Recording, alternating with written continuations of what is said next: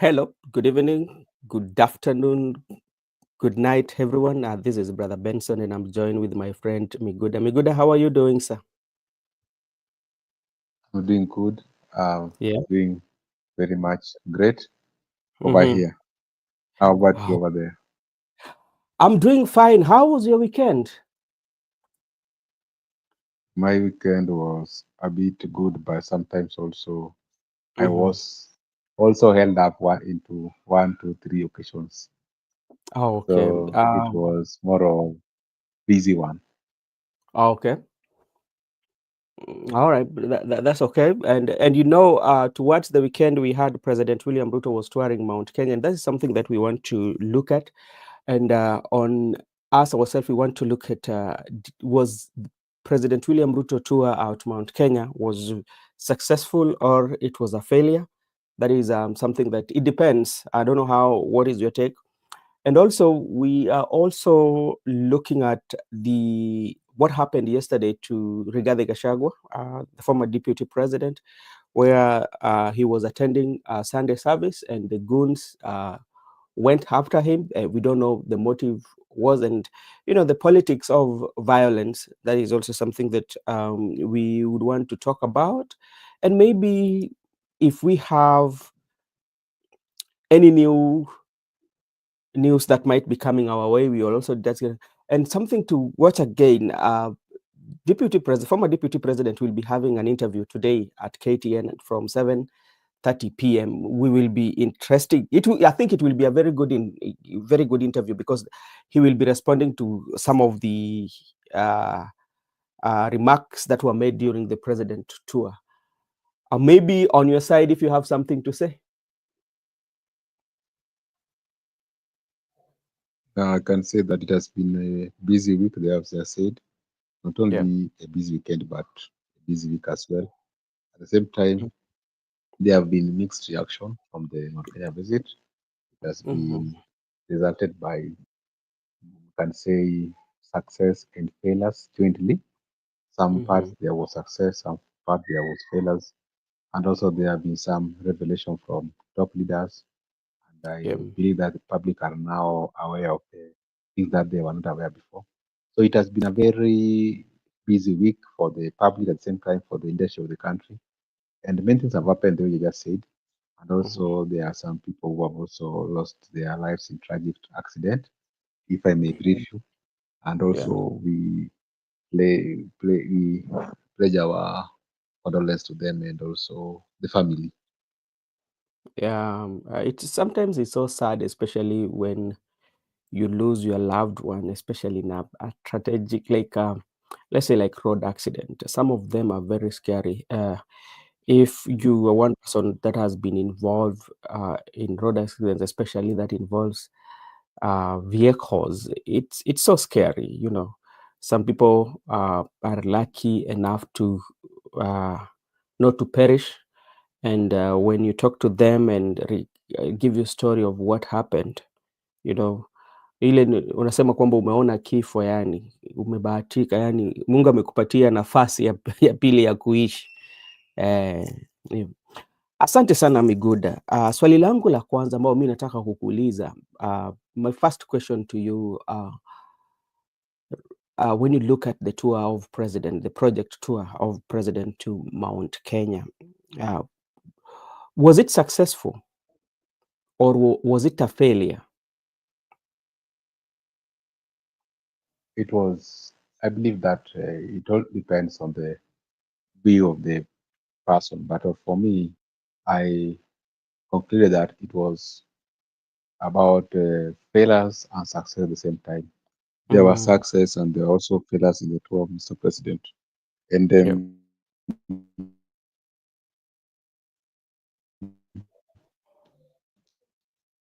as and their president, he also Mm, advised Mr. President to go and do some homework when he will be retiring back to Nairobi or State House, okay. because it is not business as usual in the Mount Kenya region.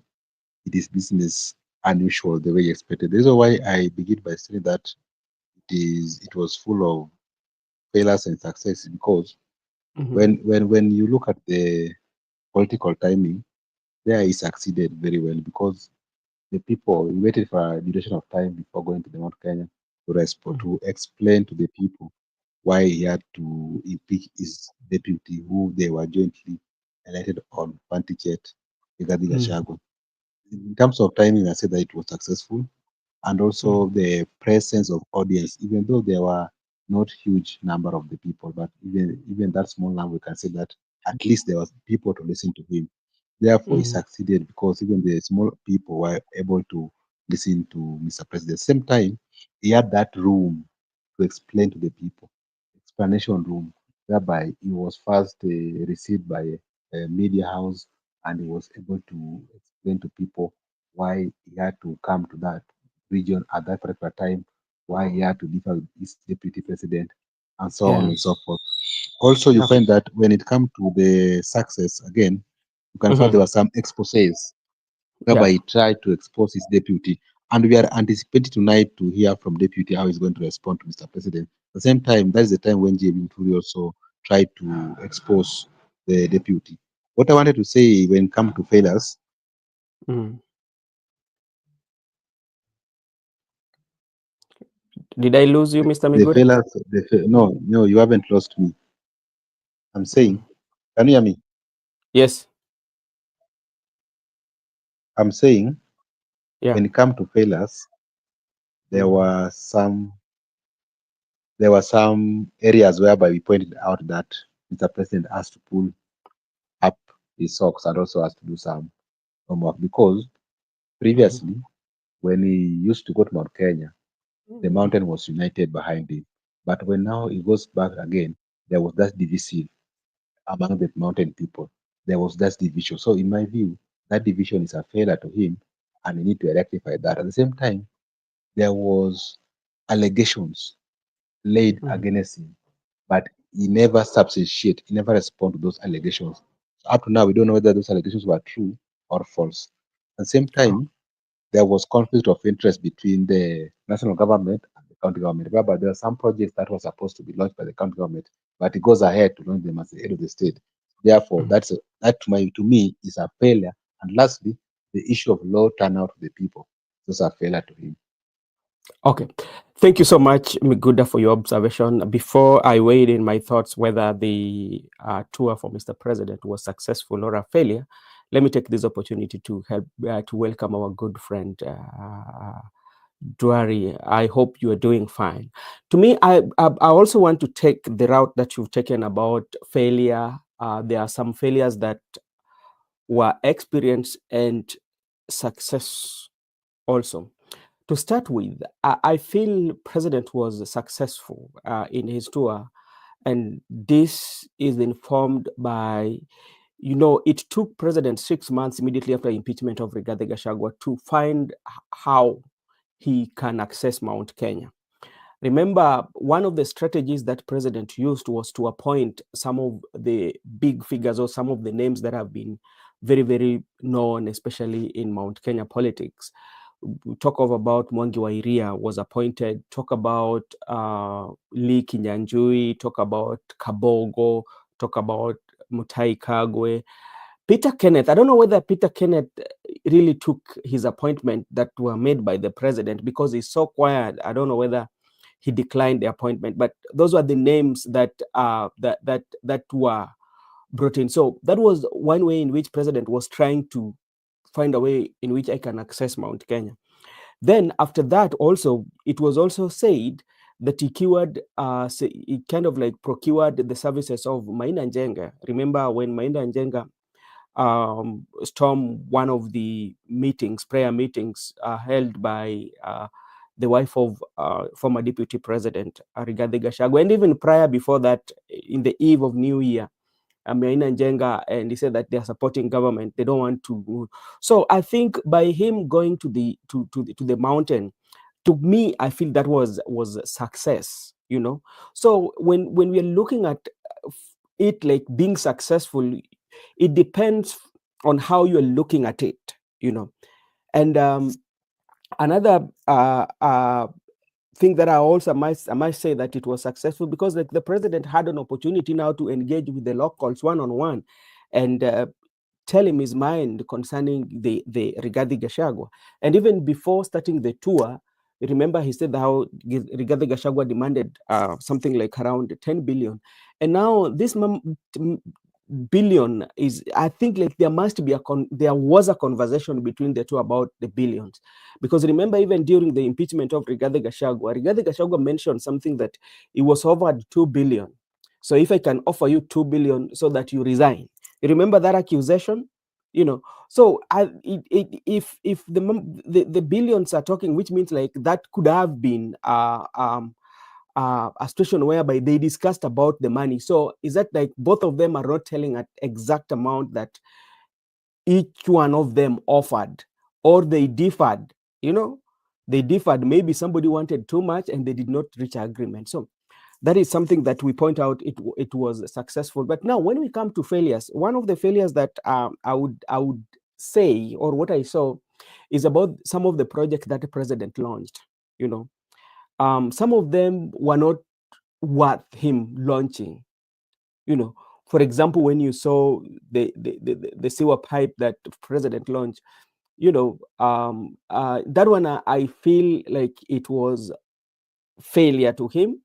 Yeah, that is one thing that I would also say. Another failure that I would point out was about the heckling, which we will talk about, and some of the things that I really picked from that before we come in. Because like, if his ambassadors, the people whom should be his uh, ambassadors to the area, were being heckled, including Kimani Chungwa, to me that is a failure, and that is a message to him. And which is, as you said earlier, that he should go back to the State House and go back to the drawing board. Because if the people that are very loyal to you, people who are very loyal to you, are being heckled on the ground, then that alone is a message. Let's see what Duari says. I don't believe him. He lies every day and every time. So that also was about what Duari has said, is that so many people did not believe what he's saying. Because like right now in the environment where we are, you find that there's a population right now in Kenya that do not believe what president says. You know, whether president is right or wrong, nobody will believe what president says. So that also might have also played a part, and might be failure on his side. Remember, even before going to the tour, when he had the journalist, he talked about Kenya exporting tea to Sudan, and immediately the ambassador for Sudan wrote a letter uh, encountering what president said. So that is something that on the time of failures, that is something that I picked out. So maybe if you have something that also you might speak.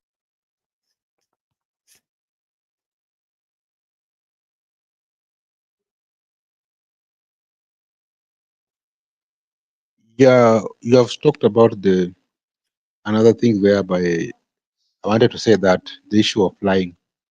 Of Mhm. course, it is now in the public domain that if he's not lying, he's flying. That one we know, and Yeah. that's why we say that when talk about the issue of failures, he never substantiate the allegations which have been laid to him by Kenyan people. He has been accused of many things as the head of state by the people Mhm. of Mountain Kenya. They have Yeah. accused him of betrayal. They have accused him of lying. They have Mm. accused him of launching projects which are for Uhuru.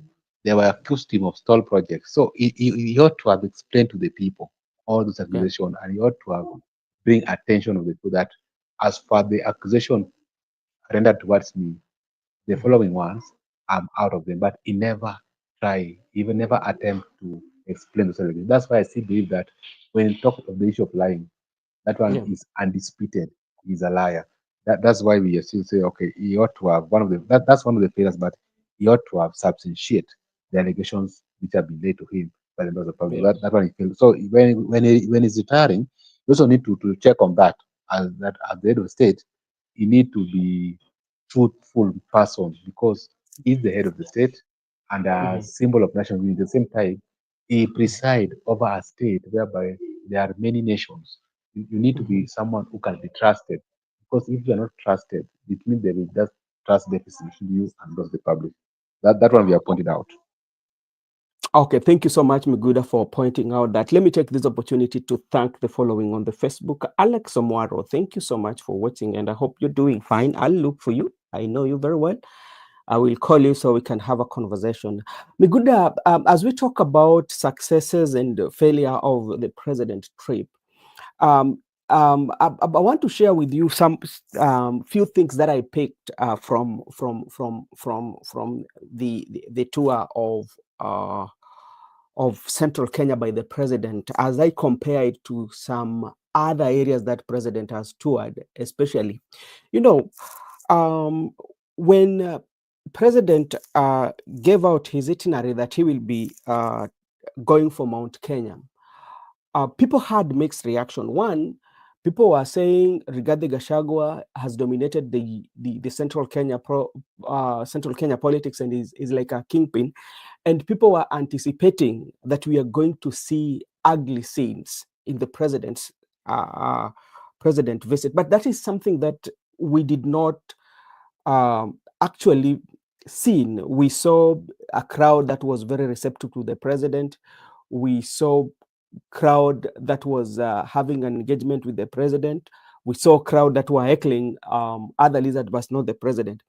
But one thing that I really picked that was very important during the entire 5 days of president visit was about the silence of Rigathi Gachagua. Rigathi Gachagua was silent. He was so quiet that he was not even talking about the president tour during the days that president was in Mount Kenya. And there are people who are allied, or leaders who are allied to Gachagua, who also attended the meetings, especially the Nyeri governor, and I think Maua, member of parliament, they attended, and even some of them, one of them pledge allegiance to the president. So the silence of Rigathi Gachagua, what to you, what do you say about it? Because that is you're communicating, because we know that Gachagua will always respond when you attack him or when you say something. But during this time, Rigathi Gachagua was quite silent, and he was not engaging even in the social media, apart from the first day that president had the interview in the state lodge. First, let me just explain the fact that you are a kingpin in a certain region Yeah. doesn't bar people to come to your region. Even Kalonzo Yes. is a comeback kingpin, Odinga's account is a low kingpin, but leaders have been coming to their region. The fact that Gachagua has Mm. proclaimed to be the Mount Kenya kingpin doesn't bar William Ruto to go to Mount Kenya, and doesn't bar William Ruto to all rallies and also Yeah. have his audience to speak to. That one must Yeah. be taken into consideration. That the fact that is a pro Mount Kenya kingpin, but Mhm. people have to penetrate to Mount Kenya because it's part of the country, and also they are Mhm. leaders of this country. That one, even Yeah. Kachoka one day we want to go to Kamba, we want to go to Nyanza, we want to go to Rift Valley.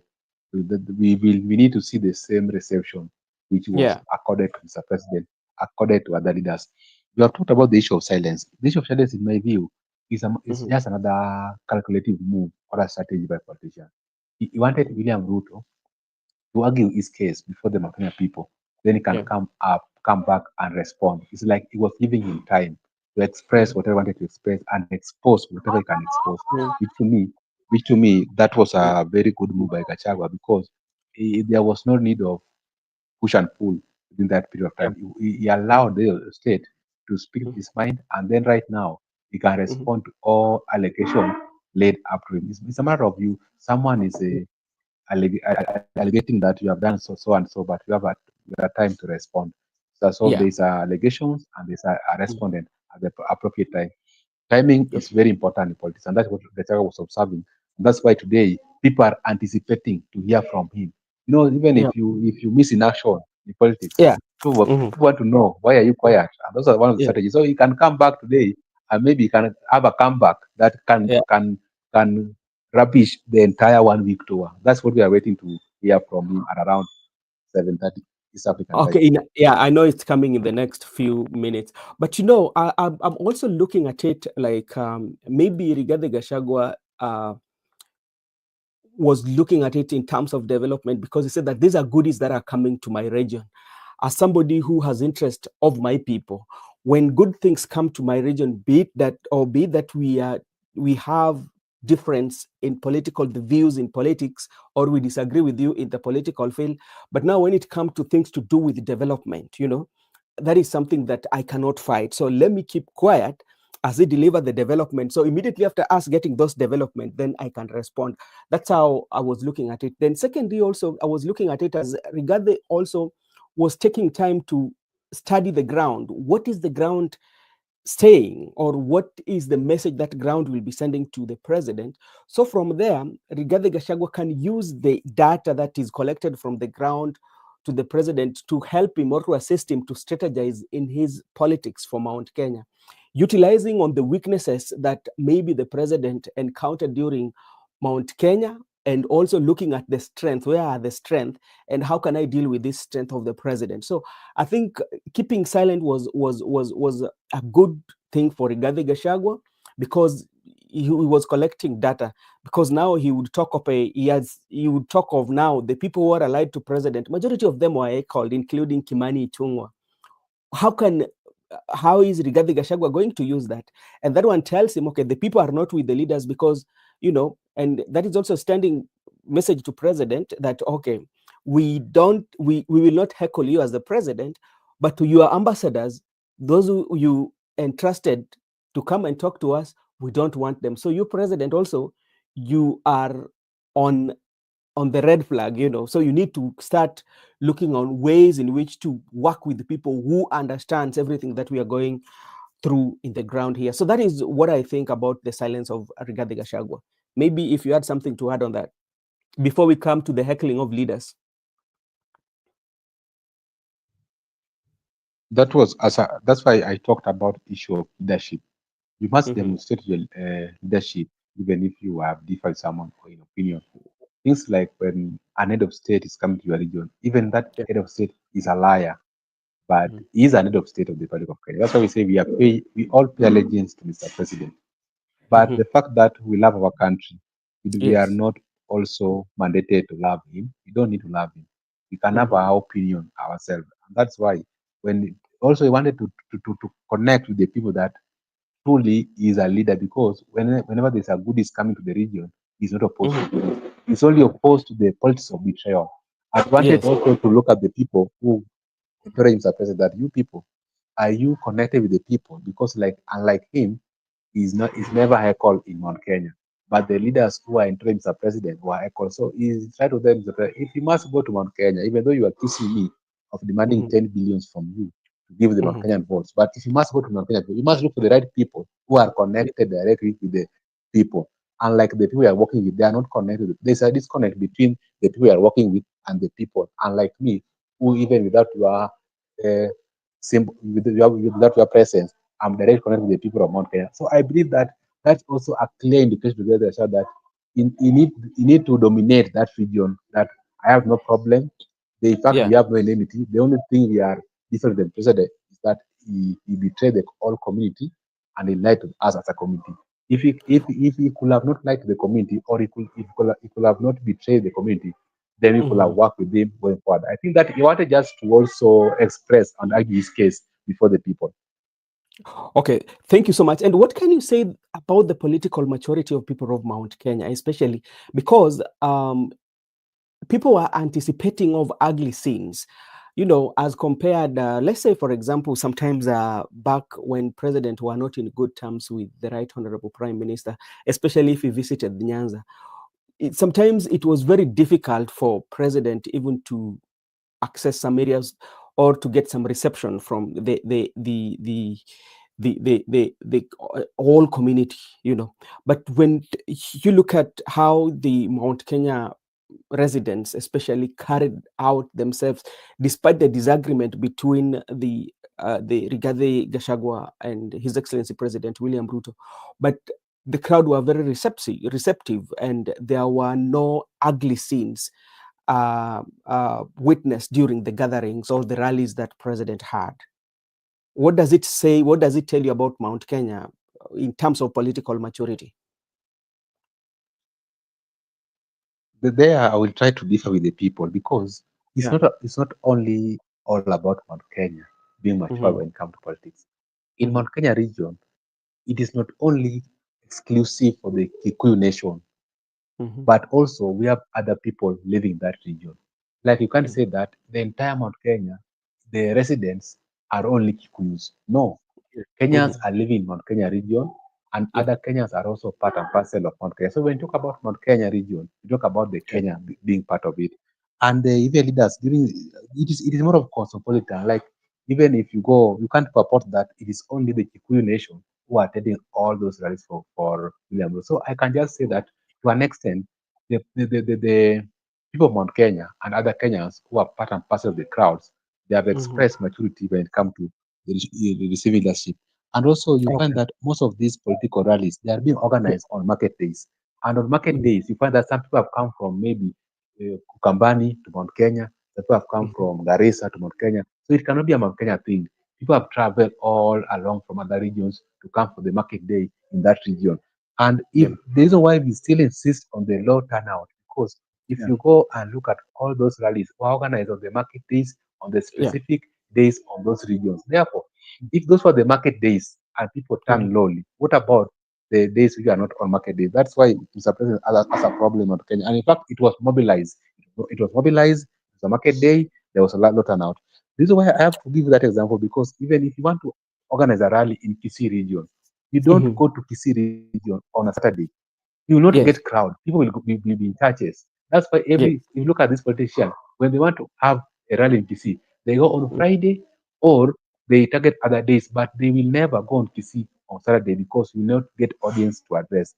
That's I Yeah. still believe that when it comes to the issue of maturity, the Mhm. Kenyan people have embraced that there's that issue of tolerance that even though I don't like my president, I don't need to Mhm. heckle him, I don't need to mobilize goons to attack him. I can just allow him to have his speech. Then at the end of the day, it's my own decision to make at the ballot. The fact that I disagree with you doesn't lead to Yeah. violence. And that one means that people are of cognizant that the institution of presidency, it doesn't matter who is the president, but they respect the institution of presidency or the institution of head of state.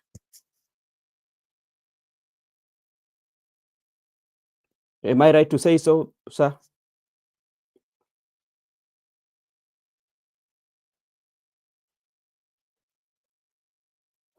I lost Miguda, and I hope he's coming back. Miguda, can you hear me? I can, yeah, you can hear me. Yes, sir. Yeah, I'm saying the fact that it is good now. I'm happy because when an head of state visits a region and there was no much heckling towards him, or there was no organized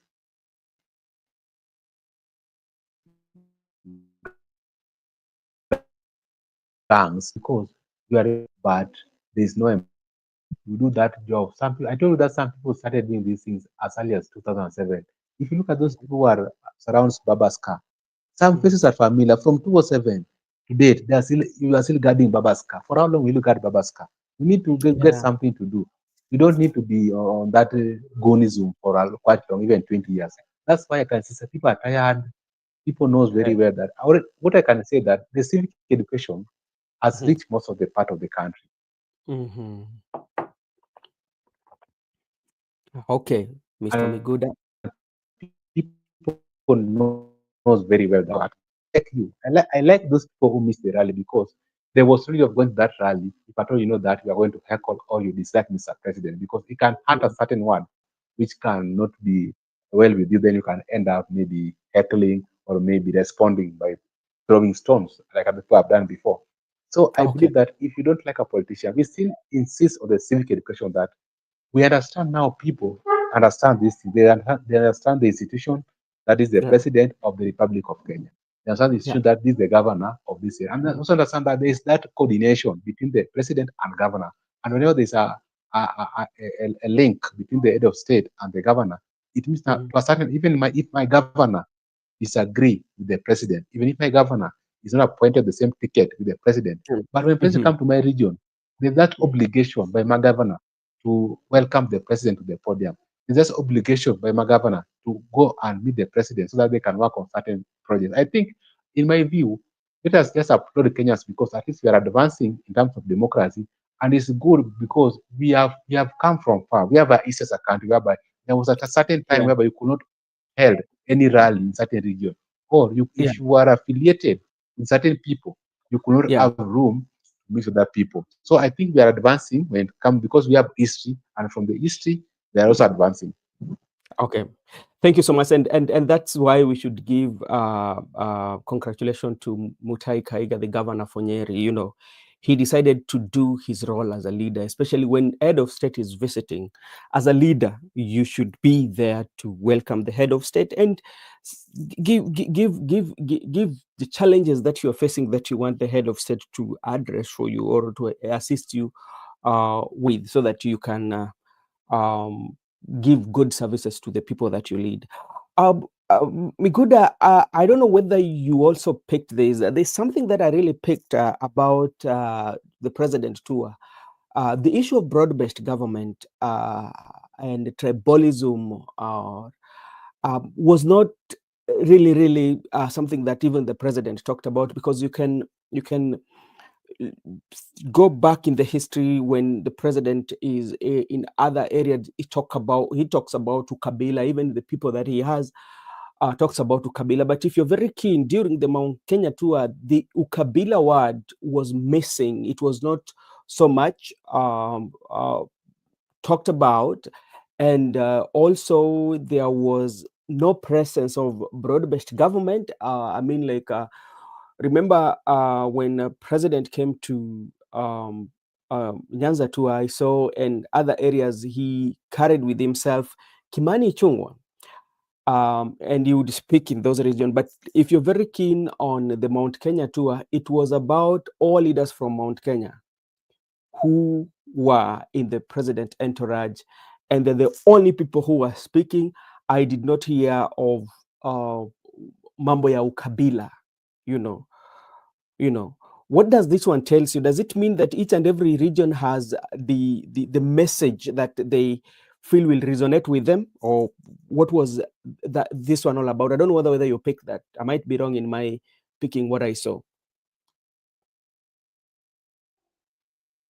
I believe we have talked about it in this channel that the broad-based government was popular in certain region, but in certain region Mm, it was unpopular. Just like the handshake. The handshake was never popular in Mount Kenya. The same way broad-based government was never popular in Mount Kenya. Therefore, it was only popular in Nyanza. When you go to Nyanza province, you talked about broad-based government, you work with those mm, leaders, you work with the CS, and you appeal to the audience that we are in broad-based government. Then if you go to mm. Mount Kenya, it is not Yeah, popular. Therefore, there's no need of talking about it. And I think that one as a politician, the president scored there. There is no need of talking about it. And I think that one as a politician, the president scored there good. because I I lost. disagree with Mr. President. When talk, we are told that, Mm. can you hear me? I Yes, I think can I'm hear back. you. Okay, Yes, you're I'm back. saying we were told the issue of tribalism, that tribalism, the reason why Gachaga was impeached was because of tribalism. And none other than Mr. President talked in Kisumu Kondele that yule jamaa wa Kabila Mm, nimemfukuza ameenda nyumbani. It is mm. now also another time that we have been vindicated that it was never about tribalism. Rigathi Yeah. Gachagua was never impeached because of tribalism. None other than Mr. President again stated in the joint media interview that the reason why Gachagua was impeached is because of three reasons. And reason number one, that Gachagua had cases with junior staffs, that among their ranks, there were junior staffs like the personal assistant of the president, like the president Faruqi there. blogger, who had some issues with the deputy president. So the deputy president used to have cases with those junior staff, and that's the reason why he sought to impeach Gachagua. Number two, he said that Gachagua also demanded 10 billion so that he can give Mount Kenyan people to Mr. President. Then lastly, he said that there was a disagreement between MPs in Mount Kenya and Gachagua. That Gachagua said that before December, if you are not aligned to me, all of you will go home.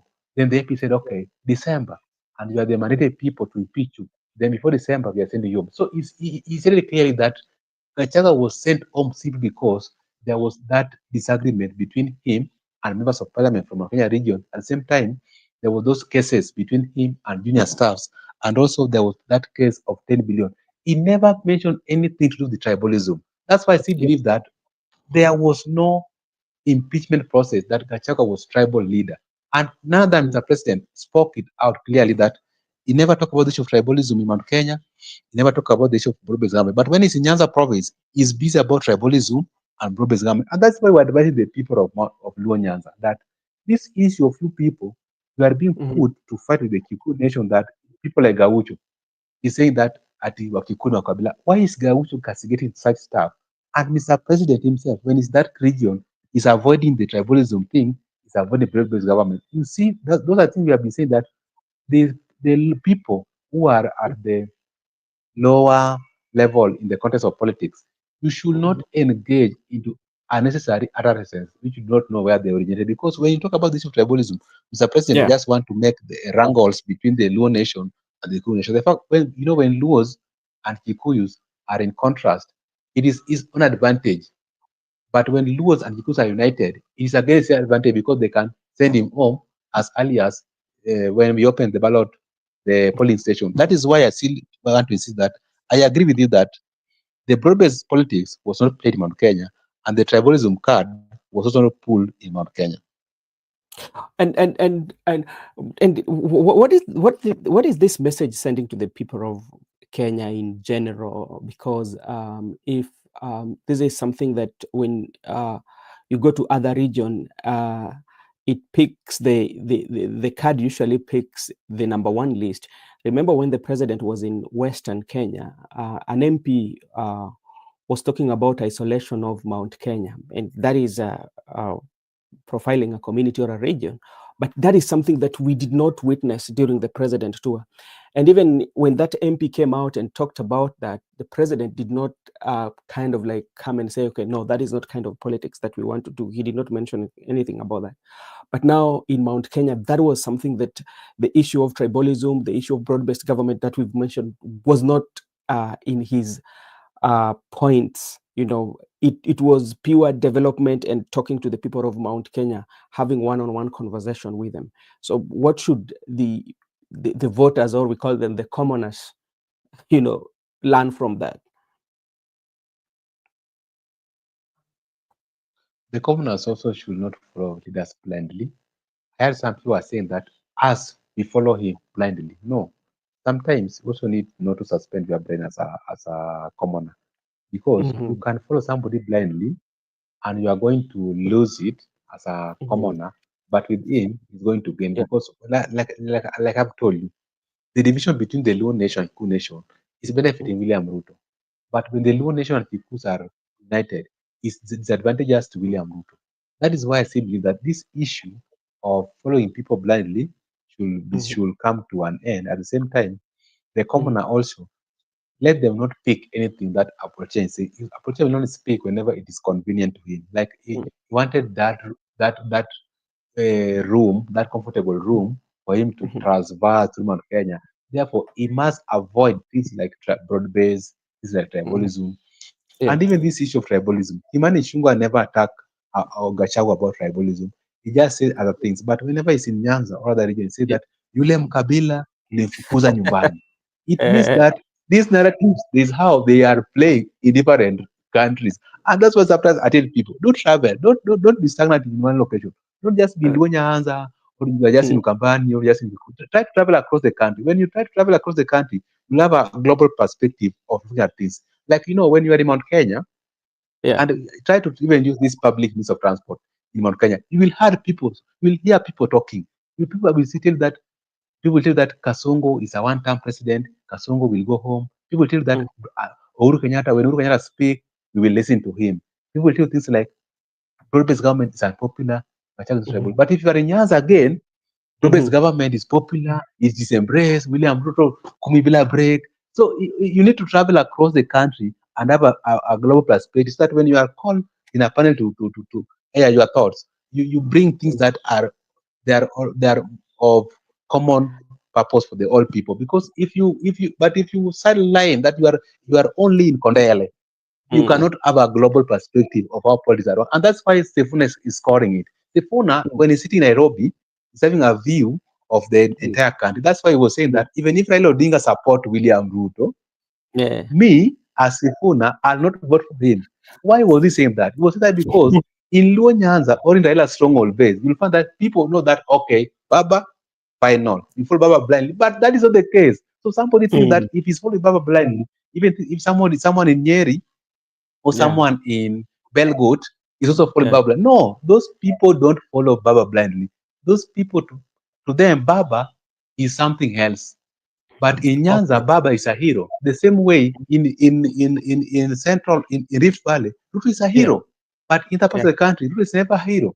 So if you have that Yeah. global perspective of thoughts as a voter, then you know the Mm. right person to vote for. Okay, thank you so much. Let's talk about our last point is going to be on the crowd mobilization. And from all indication and what we gather, there are allegation that this is one of the costly crowd that has ever happened in the political landscape, especially in Kenya, because on the social media you would see a crowd of border riders was escorting the president. Crowd, like a massive number. It was a very large population in the entourage of the president, which has never happened in any country. Actually, we saw it in Kenya. And even there's a soundbite of one border guy, what he said. I don't know whether you on it is on online. Let me just play the soundbite, then you can listen to it. Before we go on to the crowd, then we discuss something about it. Niliambia watu wa Nyanza, Wakikuyu ni watu wengine wako top. Mliona kwani mlikuwa mnapewa 200. Lakini nasikia Mount Kenya zinazunguka ngapi? Jongo tano. Jongo tano ama 2 ama 3 ama 1. Hakuna chini ya dhao. Ni majongo tu. Na kwani kwa mnapewa 200. Na mnaruka ruka huko kama bata kiengeji. Kumi. Mimi. Wewe kuamua ndio kwenye sahi yako. Uko kwenye napenda 5,000 ndio kuamua. Usibishane na mtu. Kuja na proof. Miguda. Eh, those are the people I've explained to you. That Yeah, person is a local and a resident of that region. He's not having a global perspective of the Kenyan. yeah. Because let me tell you one thing. During Mm, the previous election, when Ruto was in UDA, when Ruto was going mm, to those areas whereby it was Odinga dominant regions, he used to yeah. give them even those 5Ks, those 3Ks, those 2Ks. But when he was in Mm, Mount Kenya, because Mount Kenya was a weekly basis, every Sunday was Mount Kenya, he never used to mm, spend that much to the people. So it is always that wherever there's an hostile reception, you first ensure mm, that you entice them with a certain mm, amount of money. But that's not the case. If you call those residents of Kondele, even those residents of Suna East, when they were promoting the broad-based government, they were given mm. 1,000 shillings. No, none was given less than 1,000. That one I can say because I also received intel from the ground. They were given a Yeah. thousand. They were nothing like 200 or 500. They were 1,000 bob, and that was very Mm, clear. And that's why if you saw that rally of Kondele, there was massive reception of the crowd because 1,000 bob was much for those people. And when he went to Mount Kenya, it can be 5Ks, but I can say that it was not 200. That's why I told that you need to have that global perspective of the yeah. country. And what I want to say about the issue of people turning lowly or why people even after mobilization people have to turn low. Mm, You also have to look at the seasons. Currently, people are not engaged into political mood. mm, The politics has not been activated in the country. And I yeah. think towards 2026 or 27, you don't even need to call people. People just come to your rally because politics will be everywhere. Every day politics, every day politics. But right now, people don't even care about politics. We have seen this thing before. Sometimes people tend to do their things. They concentrate in their farms. They concentrate their Mm, markets. But when that time of politics comes out, you will see people will come on those rallies. But this issue of also Mount Kenya also coming in low number, also I can say that initially they used to go to Mount Kenya weekly, every Sunday. They used to worship in Mount Kenya. But mm, now this person has been missing in action. It means that he yeah. has also lost ground. Yeah, people also might, hey, this person used to come here every weekly, but we are no longer seeing him. So people have no agenda with him. That's why those crowd has to be low. So I believe that the resident also need to do his research and sometimes need to call across the country before uttering such word that the Nyanza people were given 200. No. Nyanza were never given 200. Never, Nyanza people were given 1,000 bob. And it is there. If you go to Kondele people, they will tell you. At the same time, Mhm. it is always obvious that whenever I'm suing you, when I want to be on my team, I must spend a lot Mhm. of money. Even a girl, I'm interested in a lady. I want a lady. We have not yet reached into that period, maybe of Mhm. courting, or we are not even spouses. It's still out there for grab. You must spend the much you have for you to get that lady. But the one you have in the house, you don't need to spend so much. Like the Nyanza votes, they're already in the basket of William. He doesn't need to spend much to the Nyanza people, and he has them in the house. The one is hunting for at the Mount Kenya people. So he can even spend 10,000. But doesn't mean that he will spend 10,000 every day. It's just to Mhm. entice you to vote for him. Then he will tell you, bye bye, people. We will meet next time. Now, when we talk of about crowd mobilization and where it might come with a price tag, is not necessarily what we are talking about Mount Kenya, but we want to talk as a as general in terms of our country, where when we are engaging in the political processes, it reaches a point whereby for us or for young people to engage or anybody to engage in political processes, that mobilization has to come with a price tag on it. Do you see we will have maybe at some point a leadership that we want?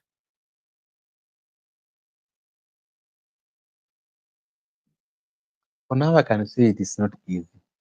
It's not Mm, easy because it has been a norm in the country that mhm, people, mhm, everybody, I can say that everybody has been affected. We thought mhm, that the Gen Z could overhaul the whole system, but we found that the Gen Zs are also part of the problem because you find that even them, they are being affected.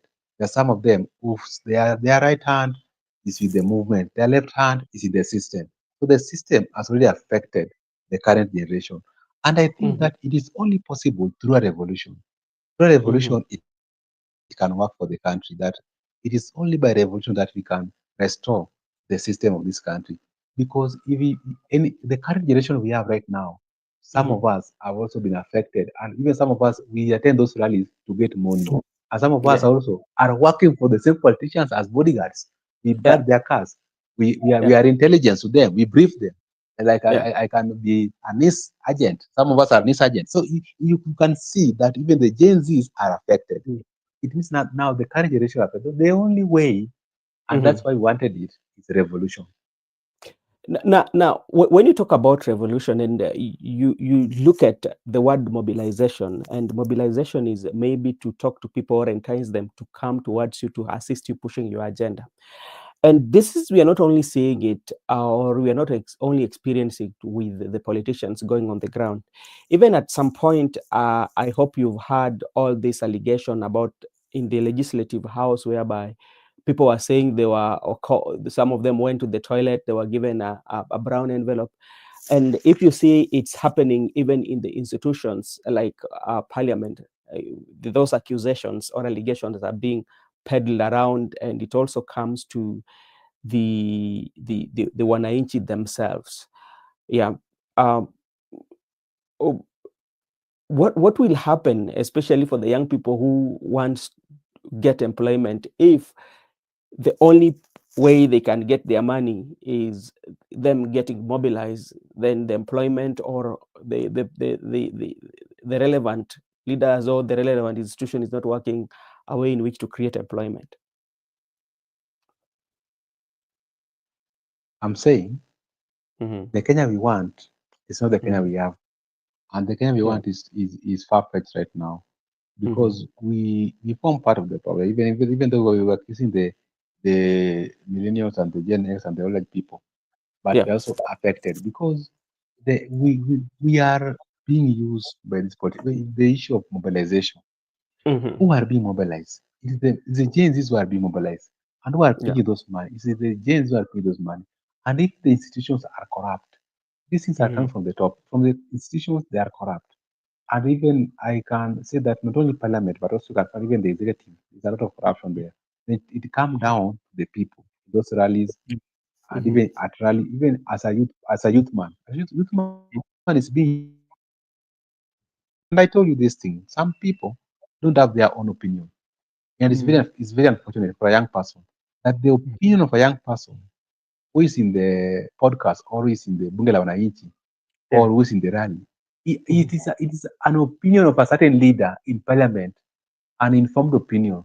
That for instance, if someone speak about tribalism, maybe speaking a mind of a certain legislature in parliament who also want division of the Luo and Mhm. Kikuyus because he understand that the division of Luo and Kikuyus is Mhm. convenient for his community and Yeah. is now using someone to speak to the people to spread that artery because with him as a legislature he Mhm. cannot speak such things because he understands that he is an honorable member and there is how he can communicate. So even you can that's why I'm saying that it's very important that you can find even some people, those people who are speaking, they don't speak their mind.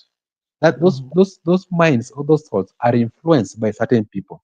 That's why I see that Kenya we want is far-fetched right now, but I still believe on the revolution, even though the issue of mobilization, but the people want to, the people should revolve the country, and the people who are now being mobilized. And when there was a time when we caught these people, they were sleeping. We caught them Mhm. unaware on 25th Mhm. June. But Mhm. now they have reorganized and strategized, and they have divided people. How I wish one day they go back to their slumber and people Mhm. just take over. Now, when you say how you wish, but you find that um, members of the public themselves, like the mobilization, or we call it the tokenism in politics, has been normalized. Like it's something that has been uh, a norm in our country, including politicians, whereby you find people have queues in line, and they give this money, and the same time those who are giving the money are the same people that you have sent to parliament to go and legislate on laws to do with campaigns, especially on regulating the finances. How can it be so that they're the people who are going to regulate and the same people who are giving it out? How can will it work even in the parliament in the first place? Because they know that the only way they can win, they're not winning on good ideologies or good vision or good leadership, but they are winning on the basis of heavy, on how your pocket is heavy or how you can oil your campaigns. There now it depends because you can find that some of the constituents you elect Mm, good leaders. Some people will not look at the person who is. We have had people with money. We have had people mm, who have money in the country and they have never make it to parliament or they have never mm, met with the council of governors because of their yeah, monies. They have been mm, rejected their monies. I think there are some constituents whereby they look at a leader who is visionary. They look at a leader on how he represents himself, on how he speaks, on how he can legislate in terms of representation, in terms of oversight, and that who is anti-corruption. Those are the mm, some leaders who have been elected some region, but you can find even there are some leaders who have contested with huge money, but they have never made it to parliament. And I mm. believe now that's why I say that it depends. It's now from one constituency they have. Those people in a certain constituency, Yeah. they can elect you because of how deep your pocket is. But there are some Mm, people who will not bother about how deep your pocket is. I've seen several instances. I just can't explain here. There are those mm, who have made it parliament like thrice time, and their competitors have been different people, different political season. The person mm. who contested with him in 2022 is not the same Yeah. person who contested with him in 2017 and 2013. And all of those three people, they are different Yeah. people with deep pockets, but he has Mhm, enabled to beat them down because mhm. of his policies and his development agenda and his way of representation, his way of legislation. I believe Yeah. that that's how we should look at a leader. We should look at a leader at personal level and visionary. And also we should look at the issue of a person we are electing. That's why I still believe Mm, that even though it is a norm in society that people with deep pockets are also always manipulating voters, mm, for instance, that they are making into the public offices. As the people, we should look at the person history.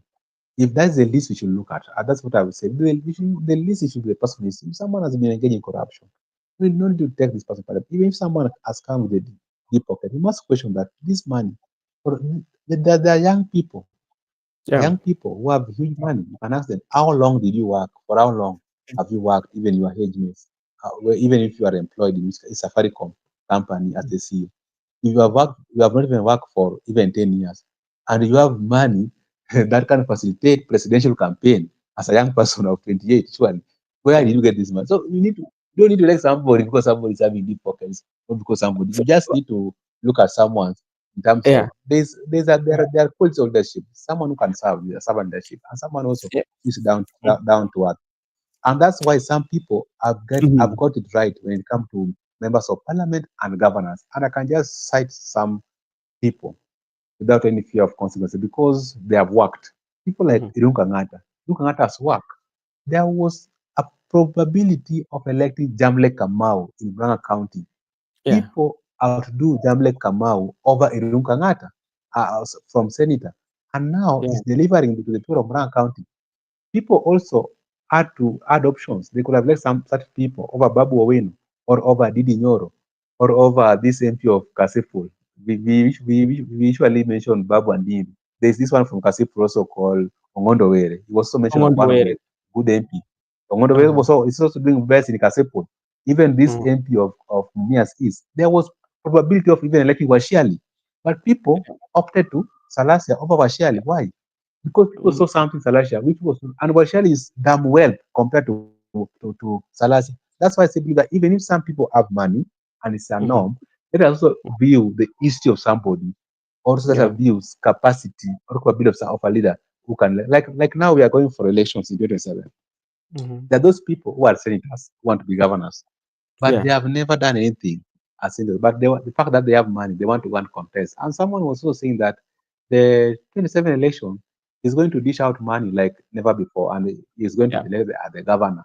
It means that now with him, the only strength for him to go to Council of Governors, or the only strength for him to go to the Legislative Council, is is money, not politics. So you have Okay. money, you are going to make it, but you are not qualified to be even a senator or a governor or an MP.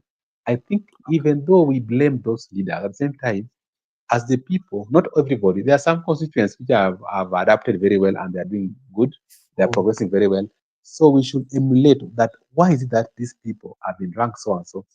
Because of the quality of a person, the qualification of a leader should be Mhm. number one consideration. Okay.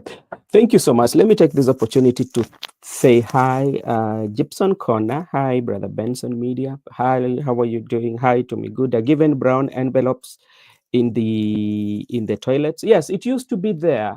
I don't know which year, which I don't know what something need to be passed in Parliament, and there was that accusation and allegation that there was some money that were dished in the toilets. Waende nyumbani. Dwege amesema ende. Thank you, Brenda, for following. So now, because like this is when it comes to mobilization, is something that we need to talk about into detail, because I tend to believe this, that the reason even why the politicians tend to dish out so much money is that they've been defeated to legislate or to legislate laws that can create good environment for our young people, or for the generation to get employment, and that's why they resort to to to to to mobilize, or they resort to give out money for mobilization. Because let's take, for example, if all the systems were working, let's say like the system were working, eh, we have investors who are coming into the country and building up these factories, and that one creates employment. We provide room, especially for those who are starting the businesses.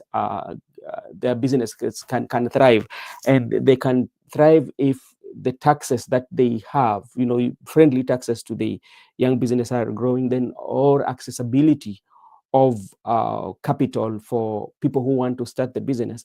I don't think it can reach a point whereby the people who are in their businesses can just decide to go or be hired to go and disrupt a meeting like the one that happened to Rigathi Gachagua Church, which we need to speak about before we close in the next 10 minutes, because we're waiting for that interview, and if those modalities or points are put in place, I don't think you can find time to get these young people on the street to come and do some of the things that they're doing. Or what do you think?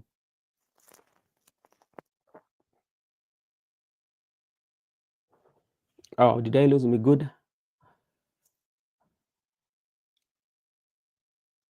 Oh, No, I'm around. okay. Can you hear me? Yes, I can hear you. Uh, I believe what we're saying that those modalities, legislations, and political solution. I've said we have a problem, and we have to admit that we have problems as a nation.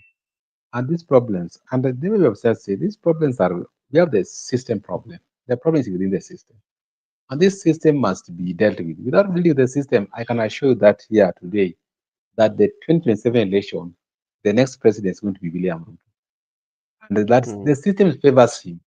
The system favors him. That's why he doesn't want to revolve this system. He knows very well that when he tampers the system, he's going to be kicked out automatically by the system because the system has favored Kibaki twice. The same system is going to favor him twice, and that is this IBC panel. And that's Mhm. why we wanted, even the people knows, even Raila knows. Not that people tend to pretend. Everybody knows very well that the problem is the system. And once we dealt with it, we are Mm. going to do away with this issue of But corruption. We're going to do away with this issue of this legislation we're talking about and these modalities.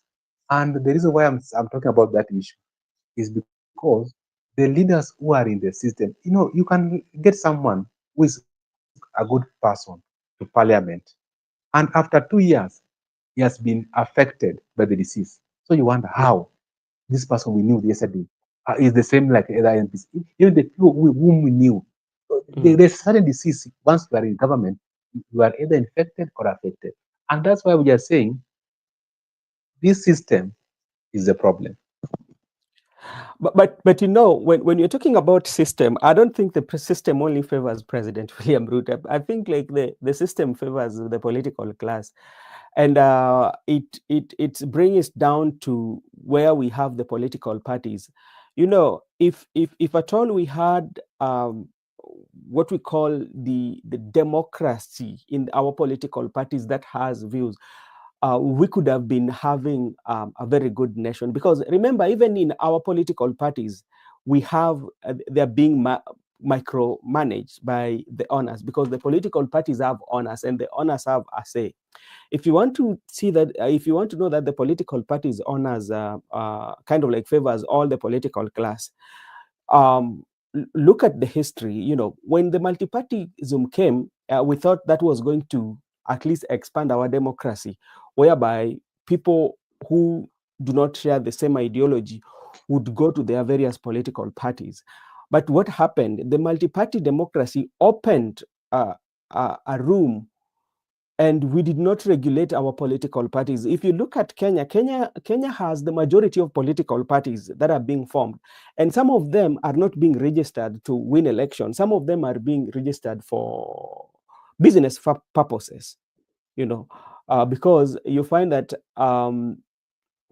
there's a party that was registered, a politician will buy that party from you and rebrand the party. So sometimes you don't go through registration. That is one. Secondly, the clear, I would say that the clear vision for a political party. Look at now what has happened uh, in terms of opposition, because that was also the main issue, that you're bringing a political party, so that we can have who checks the government, whether the minority or the majority, depending on how the constitution define it.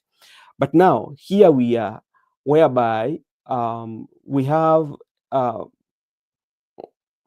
a mongrel a mongrel government, or a mongrel, what the way the president described during the time when Raila Amolo Odinga and His Excellency Uhuru Muigai Kenyatta had a handshake, and you find that when such handshake happens, what usually comes on the table, the constitution tends to be suspended for a while, because like right now, the main reason why the Right Honorable Prime Minister and William Ruto has come together on the public domain is about, we need Kenya to be very peaceful, so we need to work together. So where is that spirit of democracy? And when the members of ODM will tell you, we are not in government, you know we are not in government, and they want you to believe that, you know so the system has favored, because even today, you see, like, for instance, you're not going to be surprised when one time Kalonzo Musyoka works with President William Ruto, because that's how the system has been. And what will bring them? Eh? Yeah, I want to qualify what you are saying. Yeah. I want to agree with you to some extent because you talk about the issue of multi-party democracy.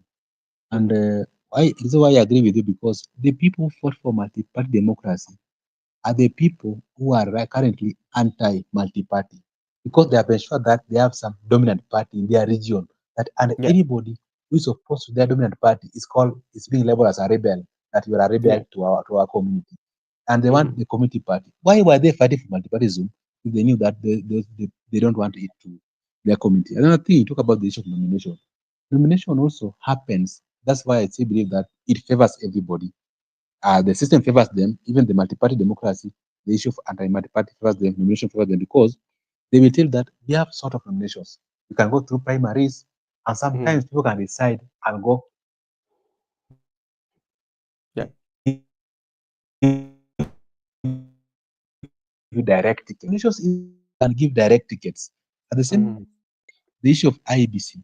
IBC favors either Raila or whoever is there, even Kalonzo, because the issue of transmission of result from the constituency to tallying center. That's why this issue of commission. Because one day, what if Kalonzo is the one who is being fronted as the president? It will favor him in terms of transmission. So that's Mm-hmm. why this system, I believe that it favors them, all of them, provided that the person who will be there at that particular time will get favor from the system. That's why I said that I wanted to qualify what you have said. And Uh, also uh, this issue of IBC qualifying people that you are qualified to run for governor, you qualify to run for president, or you qualify to run for MC. There are those people who are mhm. not qualified, but the system already favor them that you will be qualified even without academic requirements. Yeah, and this one reminds us. I think you saw the drama about it was about Sakaja when Sakaja was running for governorship. There was a back and forth. He did not clear. He did not. He's not a graduate. Mara ameenda Uganda. He did that and all that. But like at the end of the day, he ended up uh, being cleared to run for the governorship. Talk of those who are being accused, especially like we call it the engineer Sudi was also being accused, so but still the system will always favor them. There's something that you've talked about the IBC, which is very important. This issue of transmission,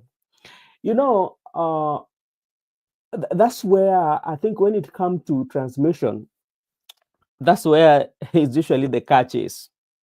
And most of the time, if you're very keen, um, the argument that are usually in the Supreme Court is about transmission. And when you are transmitting, we are talking about verifiable. Was it verifiable? But just imagine the figures between the time when it is counted in the constituency and it reaches the bombers. Between here, figures zinachange. Sasa sijui zinachange aje. Now that is not sorted out. And another thing also that we can also talk about IBC, especially with our system. We are still manual. Let me 99% of our election, or when we elect, we are going for voting is manual. 99%. The only things that are digital is one, you can be identified digitally, yeah, electronically or otherwise. Then after you being identified electronically, the counting is manual, yeah. And another thing that is electronically is submission of results to the tallying center or to the Bomas of Kenya. Those are the only two specific areas that we use. We are using the electronic, and that's where we still have a problem. We cannot know who won, because even if you open the servers will not tell you who won. but the servers will tell you what was transmitted because you feed the server. Because let's say, for example, if you are identified electronically and you vote also electronically, the server could tell what candidate did you vote for. But in our case, it is not very easy to know who you voted for, but it is very easy to know how many people were identified electronically. But you cannot know. Out of 10 people who are identified electronically, you cannot know whether 2 voted for a particular president or 8 voted for a particular president. It is not very easy. So majority is manual, and that's why you find that sometimes they find room to change those figures when they transmit. If it could have been a situation whereby it is counted electronically, you cannot change that because after you are counted electronically, that is what is going to be transmitted, and you cannot change it, and it will have a paper trail when you vote. Or am I not, my friend?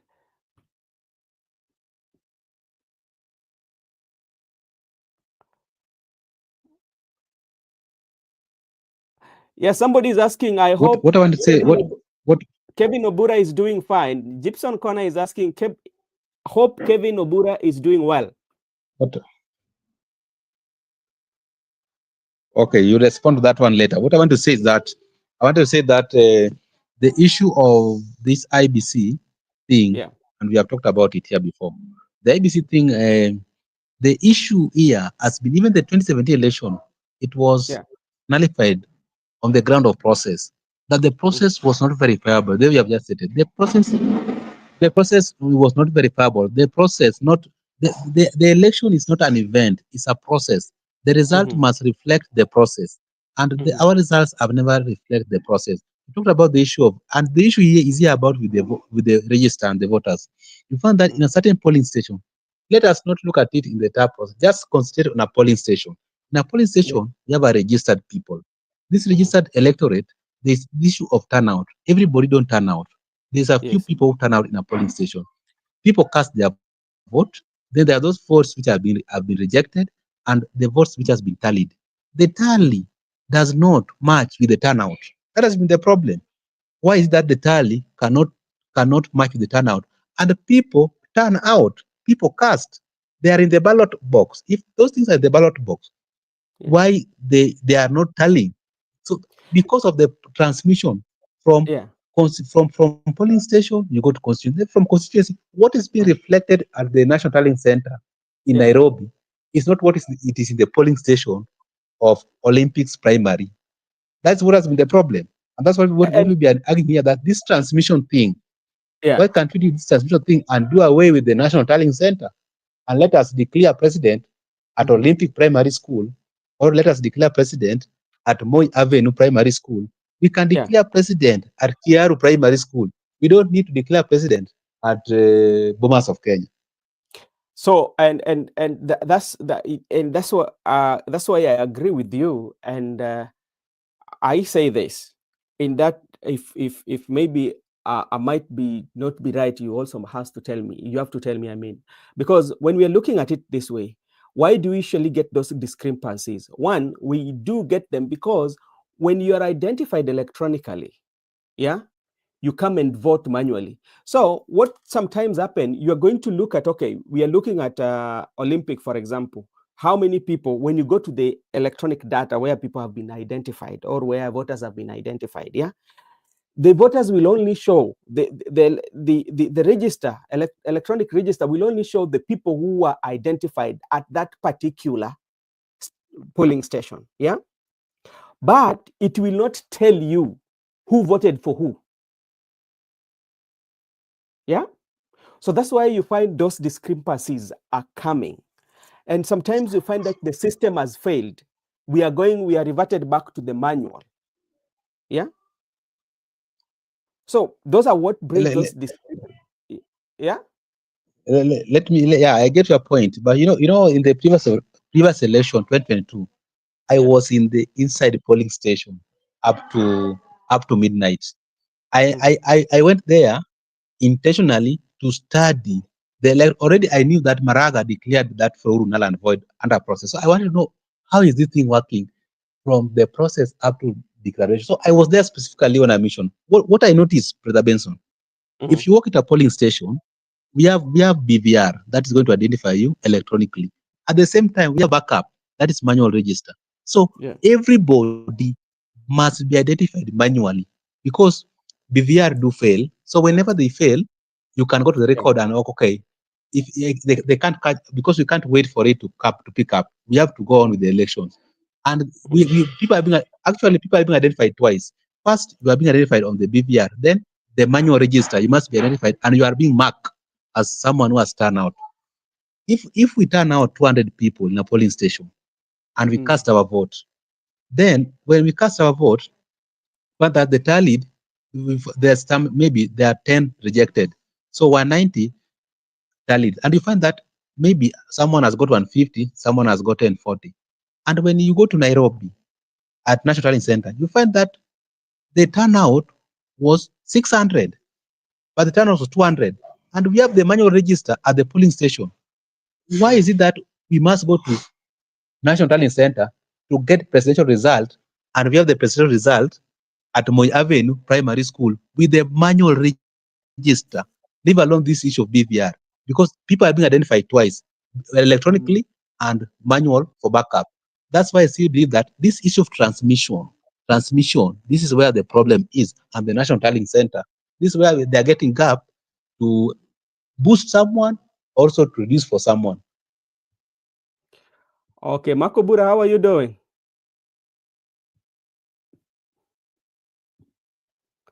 Niko vyema, nashukuru. Nimeona mambo imechacha, Yes. sana. Mambo ya election iko juu sana. Mm-hmm. Na naona hata upande za kwetu nimeona watu wamepigana mpaka wengine wamepelekwa hospitali. Ile tu Wapi swali mimi, wapi huko? so that's in Kisumu County, Nyakach constituency, Mm. southeast ward. I've seen some gentlemen wamepelekwa hadi hospitali. Yeah. Na ile swali mimi najiuliza ni kwamba ni lazima watu wakufie kwa hii kitu ya kina hii kitu ya Baba power. acha tu nisiseme. Okay. I'm perturbed to an extent that I don't even have words to speak to Mm. use to describe the kind of stupidity or lack of exposure that is still within our people. Yeah. I don't know why people take these elections, a do or die thing. I don't understand why even the people who are contesting for these positions, Mm. they're using whichever means to get those positions. I don't really think that is right. Uh, and I think it is good. We should start the conversation at that point before we even get at the election. Because Okay. if you have rowdy politicians getting their way into the political, being given, mandate or being given a ticket to go for elections, Mm. you cannot expect a verifiable election. Yeah. So we have to start with this early stage, like the Mm. one that we are talking about, the Mm. nominations and elections which are going on for ODM. Mm. I've never understood why the ODM elections are ever problematic and chaotic to this manner. And partly these are things that has to be stopped, because if they're not stopped, then it is us, the people of Kenya, it is the people of Kenya who are not getting it right. The moment such kind of confusion has started at this early stage, then there is a possibility of this problematic behavior being transported to the last point where now the elections would be managed by uh, the IEBC. So it's a discussion that we have to talk about as a people. If really we want to get a verifiable, free and fair election, that is my take.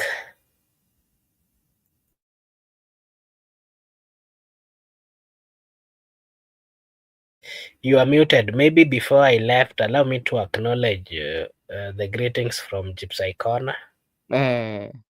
Thank you so much, Gypsy Corner. I'm doing good. I thank God. I also can see Batseba and Brenda and everyone. Thank you so much. I hope and believe that you guys are doing good. Okay, maybe your volume is not clear. That is what Gypsy Corner is saying. But I hope we can go and watch the interview by Rigathi Gachagua. Is sending bombshell over there. He's responding to accusations that were leveled against him. So I want to take this opportunity also to thank everyone who has joined us, Gypsy Corner, Duari, Brenda, for your support. Thank you so much. We'll be here tomorrow. Or Makobura will be having a show tonight discussing about the remarks based on the interview that is going on right now. With those few remarks, thank you so much, and may God bless you so much. Are we going to? You want me to stream it? Yes, I think we should. Okay, let me see. Pick it up on this. It just go on this without this narrative of 10 billion. The purpose was to show the people increase the volume. And then very selfish man. So the volume is I did not blackmail. Let me see. If I did, Rogers, it would have been accusation number 1 before the Senate. This impeachment was crafted by William Ruto. It was drafted by the National, and I refused to go to State House. He suggested I go to his hotel, the Western Hotel. I refused. And we met somewhere along State House Road in one of the safe houses run by the National Intelligence Service. And between me, that officer, and myself, we had a discussion with the president. Again, I recorded that conversation for posterity because I know William Ruto. I put it on record. Again, he gave me that offer. I told him I'll think about it. I didn't want to have a fight with him because it was not necessary. That officer persuaded me that I should listen to the president. And because he's a man from home, he said, it doesn't matter, whatever it is, just listen to what he has to say. Who is this officer? No, I don't want to. For the sake of our public, you call for an interview, you have to. Let me explain. So I said, no, I declined. The day I went to the Senate, the first day, that officer again was dispatched by the president. And I refused to see him, but after consultation with my counsels, I agreed to see him. Again, he brought me another offer. I recorded. I am very conflicted. That officer is an innocent man. He's an emissary of the president. He is in service. If I expose him now, he will lose his job. He will be in very difficult circumstances. So on discussion with my family and lawyers, we have agreed that when he retires, and it's not very long from now, we'll be able to release that information. And I have done that because I know his family and I don't want to jeopardize his position. And because he did not come on his free will, he serves the president and he cannot be able to argue with him. I'll have that information. It is ready, it's well stored. And I would like to tell these people not to try to come and read here to get it. It's not here. I've stored it nicely with somewhere, and it's in good position. Allow me to reel you in, because you're a truthful man, as you say. At the end of the day, if you're giving us allegations, you have to substantiate. I don't understand. I have told you, because when the president went to that interview, he was asked to substantiate. He refused to substantiate. I have done a lot of substantiation. I've explained to you. I've explained to you why I don't want to receive the information now, but I'll release the information because it's for public information, so that between me and the president, the people can know who is right and who is not right and who is lying to the people of Kenya. You know what your critics are saying? Yeah. Since you heavily funded the presidential campaigns in the Mount Kenya region, that you're asking of this 10 billion, or is it 6.5 billion, whichever the figure, was simply a way of returning your investment? You well know how politics in Kenya I is don't think so, transactional. because when I was funding the president, there was no issue. If I needed my money back from him or whatever it is, we'll discuss. I have not asked the president to refund me any money. I'm a leader. That was an investment in the presidential campaign. He was president. I was running it. I too had a responsibility, to spend money on the campaign. And that's why I'm saying I'm not the kind of person to ask him for money. And he knows that, because I'm an astute businessman who have worked for many years and made my own money. And I was in the campaign on my own violation. The president did not force me to be the campaign. I spent my money because I thought it's the right thing to do. I mobilized resources from friends, and I did not ask him. And if I had asked him, he should have said then. He cannot say now, 6 months after. He would have called a meeting of UDA, the PG, put me to task and say, Rigachi here is asking me for this. He would have called some elders, some church people. He never did any of those things, because that is how you do those things. Okay. But myself, when he offered me an offer to resign, I talked about it. I did not waste time. I talked about it because that is the situation. But it's still a narrative. We'd like to substantiate this claim, sir. I have told you what I need to tell you. And the long and short of it all is that the president wanted to create a narrative with the mountain. And you see, these mountain people are looking at him very closely, because the things he said about me are not the things he is saying today. Okay? When he said I should be his running mate in Karen on May 15th, he had this to say.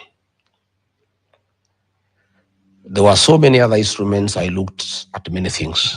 I looked at what was required of a deputy president. In the end, we all settled as a team on GACHUGUA, because he's an astute debater, a fantastic grassroots mobilizer, a disciplined and tireless political operative, a successful elected politician and businessman, a principled politician of tremendous resilience and fearless fighter for the right cause, an indefatigable champion.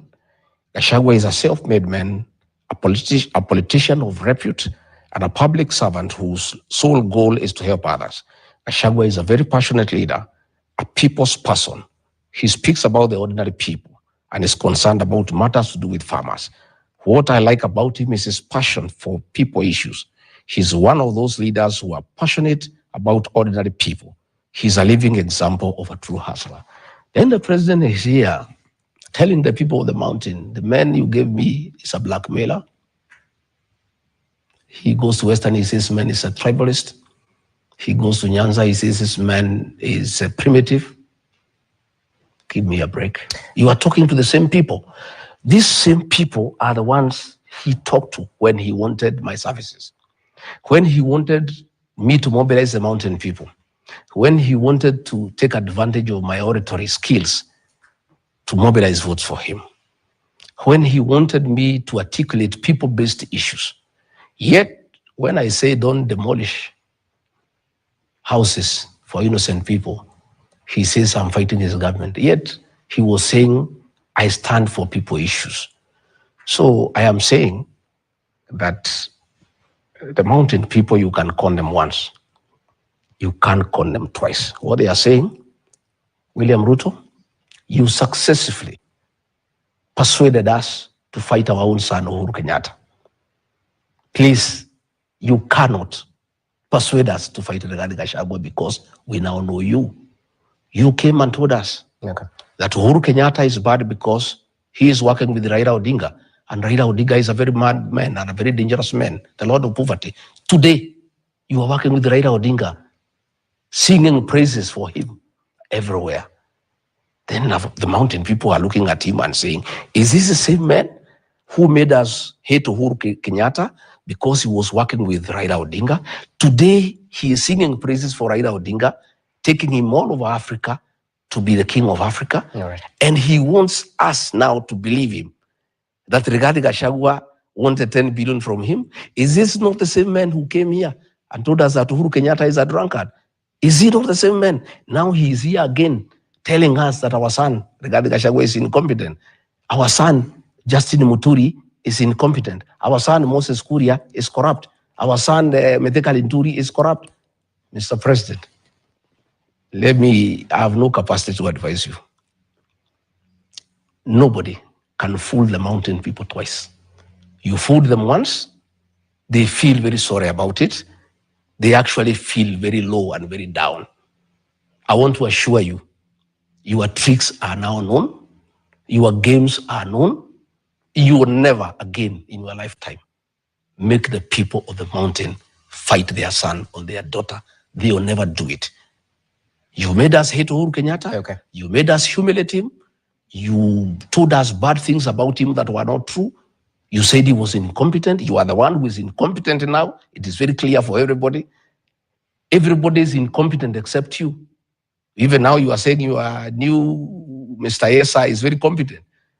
You are the only one who is competent. Everybody else who disagrees with you, everybody else who has a problem with your modus operandi, anybody else who has a problem with your leadership is incompetent. Okay. You are the only competent person in this country.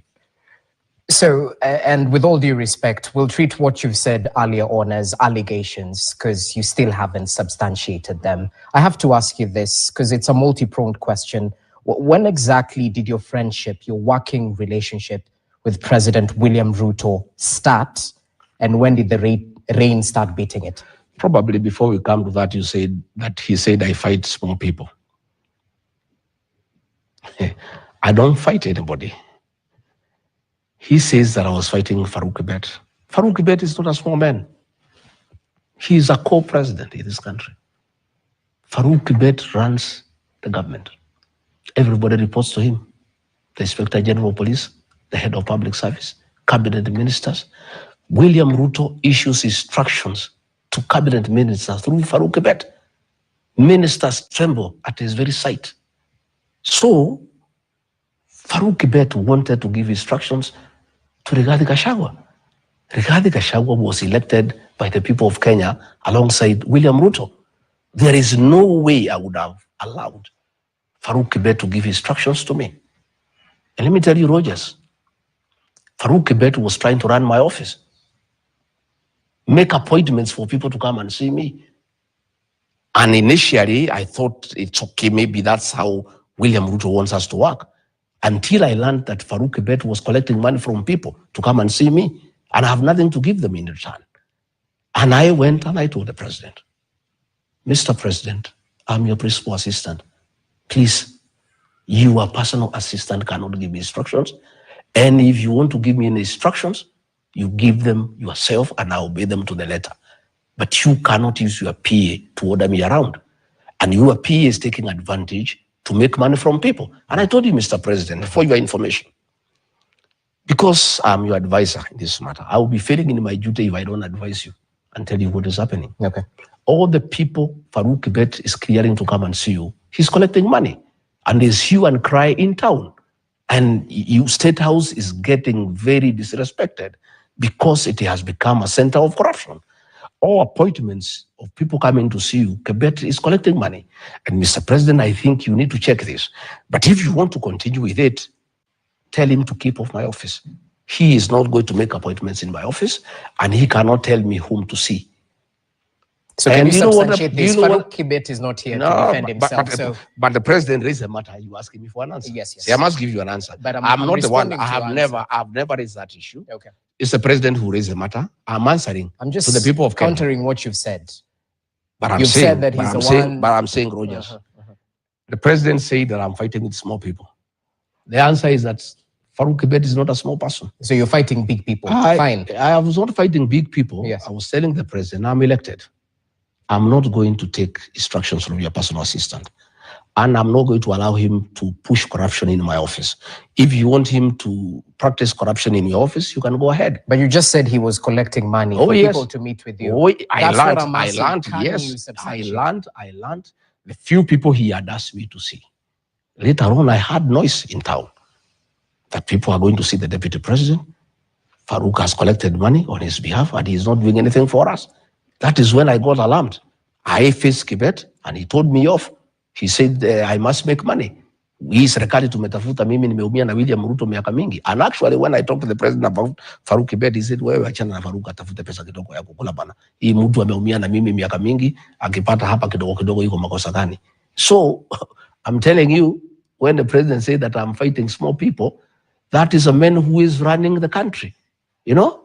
And everybody trembles. I'm the only man who would tell him off. Okay. When he says that I'm fighting small people, Itumbi. I don't know Itumbi.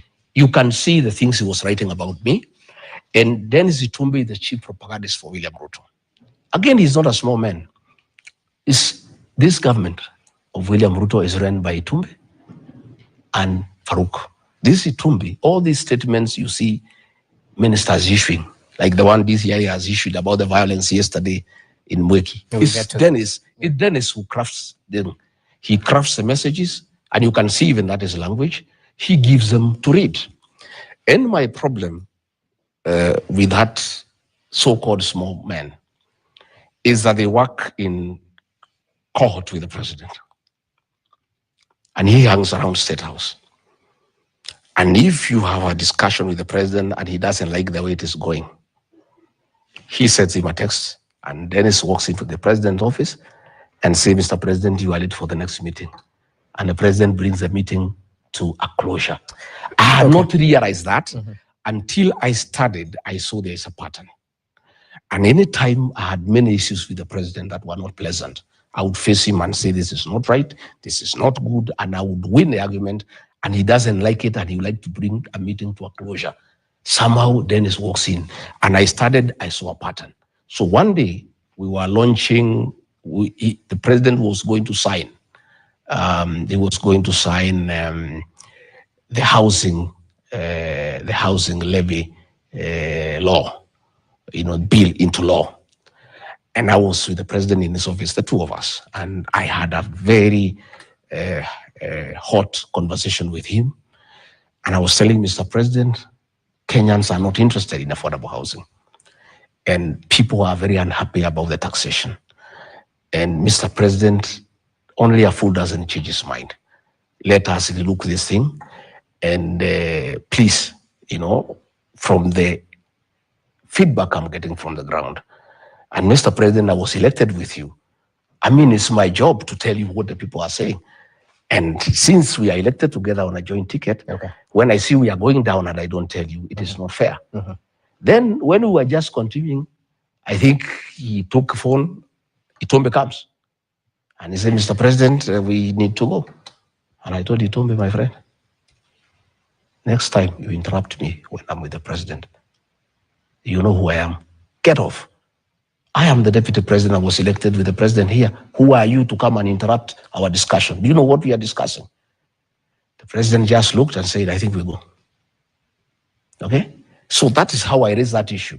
And I told him, Mr. President, how do you get these people to come and interrupt a meeting with your deputy all the time?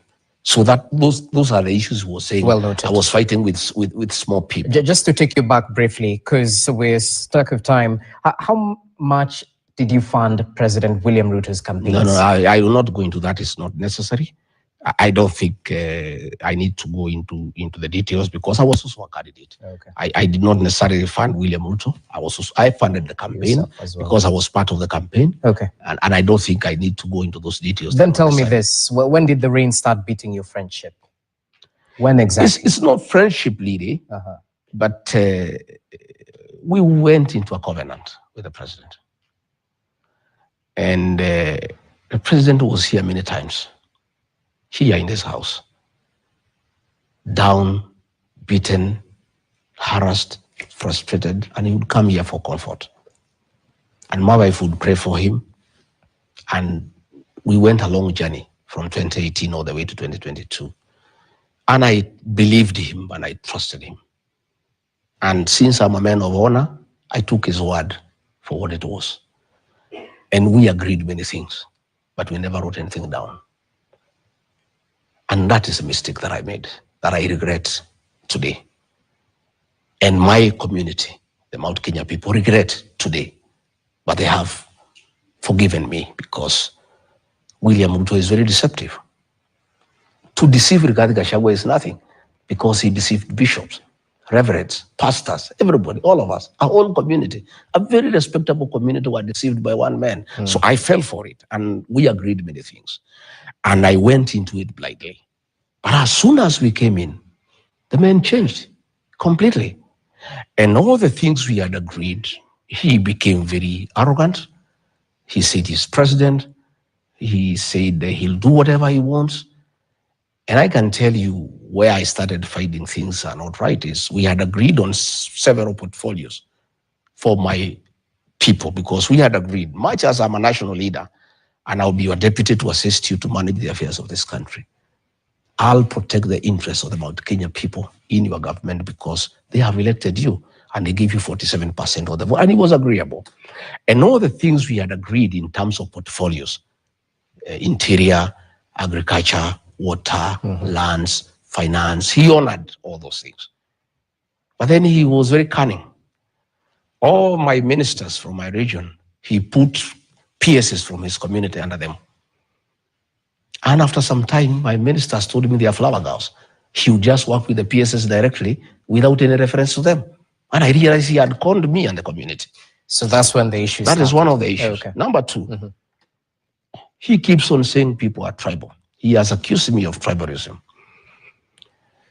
When we were appointing PSs, I asked him, since I was a public servant for a long time, we need institutional memory. These PSs are civil servants. Much as they served Uhuru Kenyatta, they are career civil servants. Mr. President, why don't we retain several of them for continuity instead of bringing everybody who is new? He said, no, hiyo watu wa Kwende, hiyo ni watu ya Azimio, ni watu ya Uhuru. But there were some PSs who were retained. No, let me explain. Let me explain. That's where I am. He said, wa Kwende hiyo watu. Staki kuwaona. We'll get our own people, they will learn on the job. I said, Mr. President, we are new, me and you, we have just come. If we have new ministers, we have new PSs, the country must continue. Why, please, from my people, from my community, the region, I have 5-6 people I would like you to retain. And for you, as you can retain what? Then we are, okay, he overruled me, I kept quiet. Then we worked on it and we agreed on the list. And we got all new people. Okay? And I went home. All new people? All new people. In agreement between me and him. Okay. I came here. At 7, the list came out. The list had changed. From his community, he retained 5 PSs. From his community, he retained Belio Kipsang. He retained Julius Koril. He retained Kipto. He retained Kimtai and Dr. Tum. From my region, he retained one guy called Hinga. I called him. I said, Mr. President, I requested you that we retain a few PSs from my region who are working with Uhuru for continuity and from your people, but you told me you don't want anybody old, you want new people. But Mr. President, from your community, you have retained 5 people. This is not fair. You have started shortchanging me right in the beginning of our government. He told me, Regadi, Kama you want to be the appointing authority, my friend, you run for president, you can appoint the PSs you want. This is my government. Now, Ukwende, and he switched off the phone. That is, and when I hear him that was talking, in 2022. Yeah, 2022. That was the 2nd month in government. So when I hear him talking about tribalism, that Rigathi Gachagua is tribal. When you look at the way he reappointed PSs from his community and chased away all the other PSs from all the other communities, except his own community. When you look at the appointment of CEOs in parastatus, there are more than 60 from his community. And he talks about tribalism. You know, I've heard him saying hatutaki ukabila. You know, hii Kenya ni yetu sisi wote. Sisi bana hatutaki ukabila. Mnikubalie niunganisha wa Kenya wote. Hii Kenya ni yote sisi yote. Then more than 60 CEOs of parastatus are from his community. Okay. That is where I just realized things are not what I thought they would be. And when I tried to talk to him, he was very abusive. And I kept quiet because I didn't want to have a fight with him. I just, played along. And we just continued, And then along the way, he started purging people from my community. He wanted to get rid of the Commissioner General of KRI, Mr. Mboro. And I said, no, Mr. President, we agreed with you that 1 for 1. I mean, if you want to change Mboro because he was Uhurus, you replace him with somebody else. He said, okay, no problem, let him go, we'll replace him. When the replacement came, he took me around, he gave it to somebody else from another region, and like that. And then we went to Earth Water, he sacked somebody called Engineer Thoita. Okay. Like that, we went to the sports fund, he removed somebody. With the time I realized that he had, in a very calculated manner, having a purge on my people. And I started now fighting back. And I would face him and say, Mr. President, these people from this region voted for you, 47%. You will not be president without their vote. They are asking me questions that I cannot answer. The issue of pending bills, 900 billion. People came to me to see me. And I saw him, I said, Mr. President, for us to improve circulation of money into the economy, why don't we make the payment of pending bills a priority? Sema hiyo watu ni watu ya Uhuru bwana. Hiyo biashara walifanya kwa Uhuru, waende watafute Uhuru walipe. I said, my brother, that was a government that was legal. It was not an illegal government, even if it was headed by Uhuru Kenyatta. Mm-hmm. The liabilities of government under President Uhuru Kenyatta, our liabilities, money that we have borrowed from foreigners, we are paying, even if it was borrowed Uhuru's time. Mm-hmm. Even this money that our people have worked on, he said, no, wacha tufanye mambo yetu bana. And I just realized that the priority was to do new business so that people can have their cut. They didn't want to pay money for old business because they were not part of it. Those are some of the issues that started giving us problem and we went along. And thanks for clarifying that, because people might wonder, where exactly did the rain start beating? But I have to be the devil's advocate here, Your Excellency, because at the end of the day, the people who still associate you closely with the head of state, since you campaigned for him vehemently before the 2022 general election, and thereafter, that's when, this working relationship was a little bit skewed. To those who equate your complaints the same way as they equate those of a jilted lover, that since you face the axe, now it's obvious that you won't go around praising the head of state. I didn't start saying I have a problem with him when I was asked. I started saying before. If you remember, on June 25, when policemen massacred our children, the president called a press conference and he did not invite me and say the agencies are criminals who are prisoners. The following day, as deputy president, I called a press conference in Mombasa. And I told him off.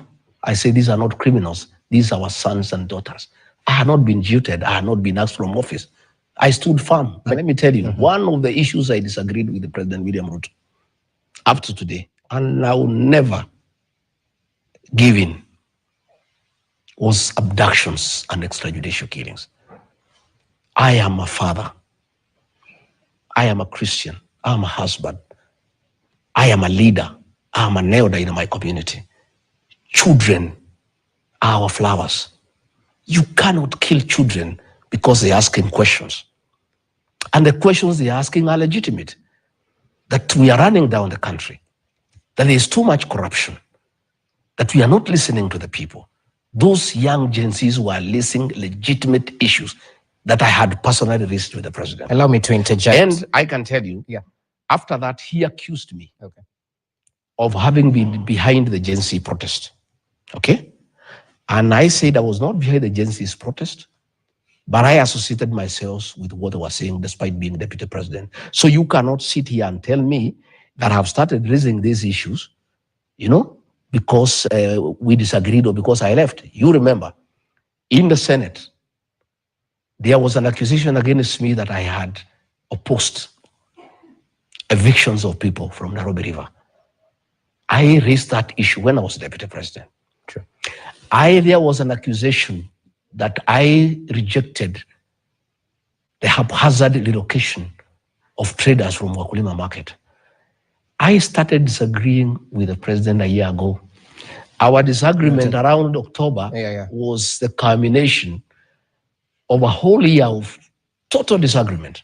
Okay, but I'll have to voice what critics say. At the end of the day, Warren Live lost during the 2023 Azimio protests. Did you speak vehemently against No, that time, the first 1 year. The first 1 year. Briefly, as we take a break, yes. The first 1 year, I believed in the president. And you heard him excuse me that I was not defending government programs. Wewe kushasikia Rigathi akienda kwa TV kutetea housing program. Wewe umesikia Rigathi akienda kutetea education model. The first 1 year nilikuwa naenda, and there are clips, until I realized the affordable housing is a fraud. It's a business venture between the president and DEFCI to sell cement, to sell steel, to sell mabati. I stopped defending it. Well, DEFCI is not here to defend No, he's himself. not here, but I'm just saying. Okay. And I stopped defending it. And even the president tried to tell me to go to TV to defend the housing program. I told him I'll not go. When I learned the university model is not working, and it was very unpopular with the students and parents, I refused to go. So he wanted me to go and defend Adani, which is corruption. I refused to go and defend. He wanted me to go and defend Shah. Okay. And it's corruption. I refused. But you know, my and question, I am saying. Allow me to ask you. Yes. Because my question is centered on the 2023 Azimio protests. Did abductions start in 2024? They started in 2024. They started in 2024? Yeah. The real abductions. And I can tell you. There's no fake abductions. No, I'm just telling you, when it became clear to me, is when 101 officers from the administration police, on the authority of the president, were transferred to the National Intelligence Service and given very extensive training, is when we started getting people complaining that people are disappearing. And I went into it, and I started seeing signs that are not good signs. And I faced the president more than 3 times, and he feigned ignorance.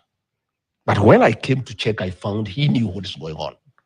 These abductions were being done by the National Intelligence Service, and I had a problem with them because I am a very straightforward man. And I spoke very strongly in the National Security Council. And I said, Mr. President, let us not treat the symptoms, but diagnose the problem. These young people, we need to find out why they are complaining. Killing them, abducting them, is not a solution.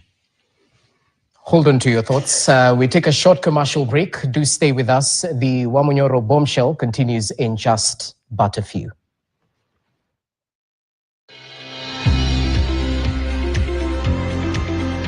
Dear valued customer, at Kenya Power, we are committed to maintaining high standards of customer service, ensuring swift resolution of customer complaints. To report an incident, dial *977#. Select Report Incidences. Select the incident type. Select account type. Input the account number. Choose the cause of the incident and send. Upon completion, you will receive a reference number for the incident reported. You can also report power failure through My Power app, available on the App Store and the Google Play Store. When you contact Kenya Power with